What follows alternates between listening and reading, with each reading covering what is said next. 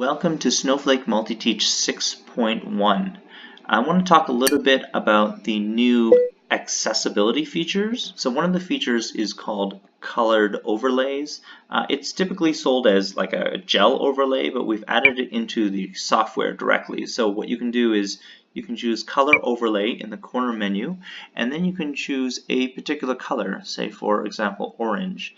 And this is designed for students that experience some reading discomfort with a black text on white background. Adding that color tends to help reduce the amount of after images that a student might see. And so that gives you some options that you can adjust based on the different types of colors that students find useful. Now, in addition, there's also the guided access feature. So let me show you that.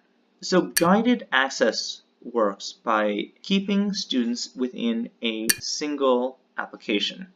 So, for example, if the teacher wanted to keep students inside this geography example, they would be able to set guided access, and then they type in a PIN, and so they can type in 123 and hit confirm.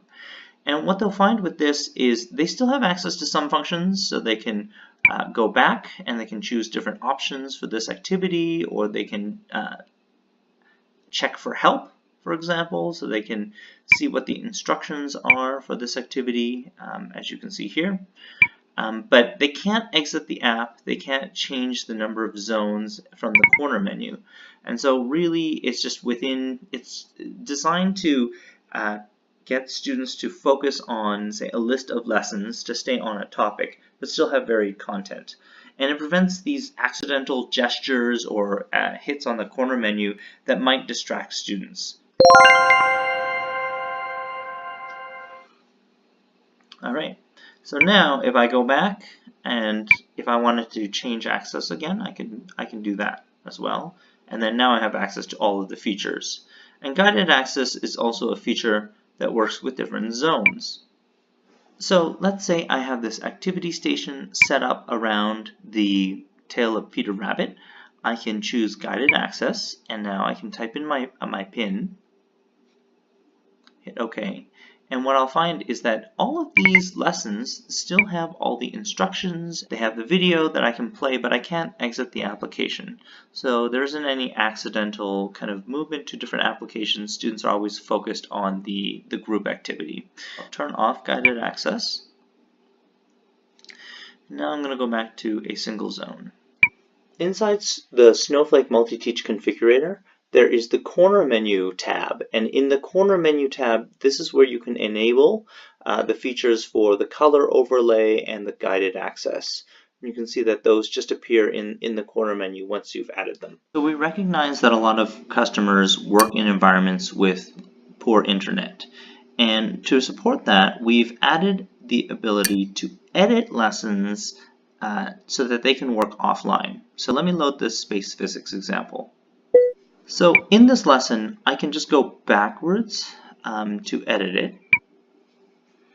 And in the edit area, I can import a video. And what's neat is it's not just your local hard drive. These videos are not located on my hard drive. They're located on a network drive. Or I can load them directly from my own hard drive as well. So let me show you what that looks like. So here, if I click on this one, now if I hit play, you'll see it plays the video immediately. In the distant cosmos, an unknown future where... So now the video for the lesson is available offline, and I'm able to access the full activity as well. New in this version is the Annotate feature.